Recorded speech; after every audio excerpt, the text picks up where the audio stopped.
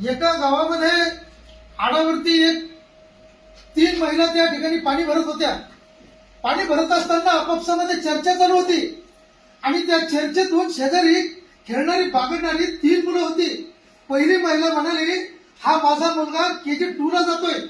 तर दुसरी महिला त्या महिलांमध्ये आपापसात चर्चा करत असताना तीच महिला त्यांना सांगत होती की हा माझा मुलगा इंग्लिश मीडियमला तालुक्याच्या ठिकाणी शिकतोय। परंतु ती दोन्ही मुलं आपल्या भोपळसुत्या अवस्थेमध्ये निघून गेली आणि तिसरी जी महिला होती त्या महिलेचा मुलगा धावत पळत सुटला।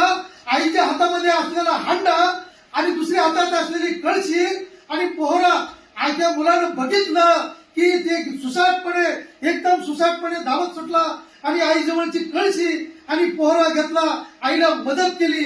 ही शिकवण मित्रांनो जिल्हा परिषद शाळेतच मिळू शकते, कारण त्या आईचा मुलगा हा जिल्हा परिषद शाळेत शिकत होता।